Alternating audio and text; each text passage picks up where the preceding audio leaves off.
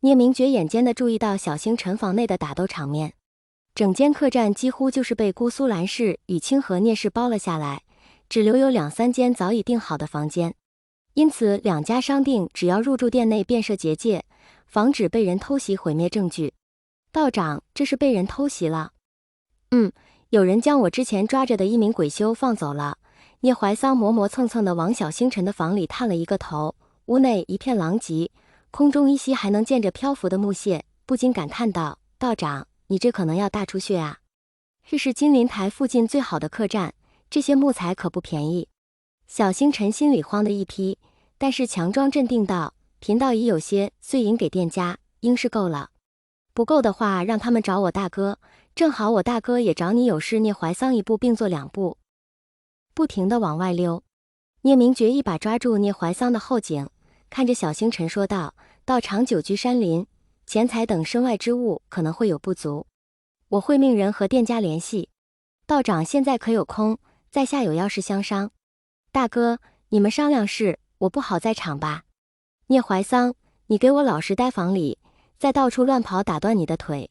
金家现在都直接在聂氏与蓝氏居住的客栈里动手，看样子是要撕破脸了。怀桑再到处乱跑，就怕被金家抓去。靠！薛洋蹲在一块大石头边上，用着尖锐的一脚摩擦着绳子，试着将其磨断。然而每次有半分嵌入绳子，就会被绳子上附着的灵力弹出。薛洋愤怒地踹了几脚身旁的树木。薛洋，阴虎符呢？金影神不知鬼不觉地站到了薛洋背后，而回答他的是薛洋漫不经心的一句不知道。金影一剑挑断捆在薛洋手腕上的绳子，说道：你现在可以说了。薛洋转了转有些僵的腕关节，握紧的五指伴随着骨头咯咯作响声。阴虎符我藏起来了，不然那玩意早被臭道士发现毁了。薛洋伸了伸懒腰，轻笑道：小爷我可还没恢复好，确定要用吗？宗主要了。薛洋撇了撇嘴，那花老头终于要显现本性了吗？本身就是一流氓样，非装的正人君子模样，满嘴的大道理。薛洋对自己还是很有自知之明的，敢用不是好人的自己，又能是什么好人？尾巴藏得再深，也会有露出来那一天。尾巴露出之时，便是獠牙对准猎物之时。赵宗主，你和我一女子说这些话是想证明什么？金家主母也就是林淼面露不善道。林淼本来在房间里逗弄着小外孙，金家白日里那些烂摊子事他听到了，也知道了，所以呢，宗门里那些不喜宗主的长老巴望着自己站出来捅金光善一刀，借着这件事灭了他的势力。可惜林淼再怎么不喜金光善，但他们是夫妻，哪怕不同心，那也是一根绳上的蚂蚱。金光善如果因为其他家族势力倒台了，自己确实没办法，但是金家自己窝里反金光善，林淼还不至于做这种蠢事。我的夫人在你的赏花宴上被你丈夫轻薄，你作为兰陵金氏的当家主母，怎么如此没有担当？你们金家除了金光善，还有谁能主事？我就不信了。3个你字重音尤其明显。赵明瑞的赵家也是金家的附属家族，金家主母为了联系各附属家族的归属感，常举办各种赏花宴、赏识宴等，用来维持女眷间的联系。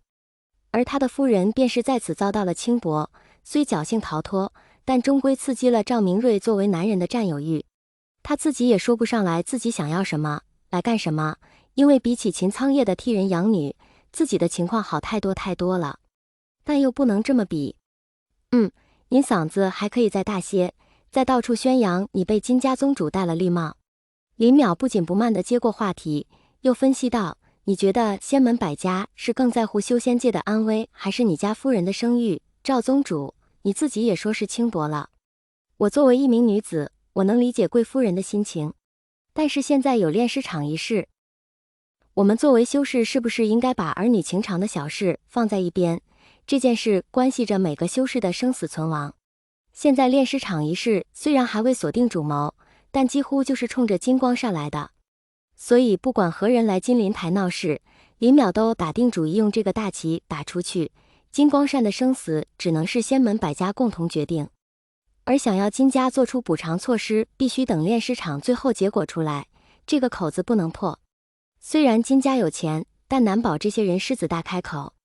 我赵家从今往后就退出金家。赵明瑞拍了拍紫檀木的桌子，茶盏中的水还被震出了些许。今晚这些大道理，希望明日金夫人还能这般硬气。林淼目送着赵家宗主怒气冲冲地离开了金陵台，眼里闪过一丝阴沉。金光善背着自己去研究轨道，自己不是不知道，射日之争多次招揽魏无羡，甚至同意子轩娶阿离也有借着姻亲拉拢魏无羡之意，但他胆子实在太大了，居然敢造一个接一个的炼尸场。若非派人监视金光瑶，自己怕也要蒙在鼓里，被害死都不知道。是了，得给自己和阿玲留一条后路。时间过得很快，金鸡啼晓之时，金家的大门便被人敲响。本是一夜无眠的金家门生听得赤峰尊喊门的声音，生生抖了个机灵，彻底清醒了过来。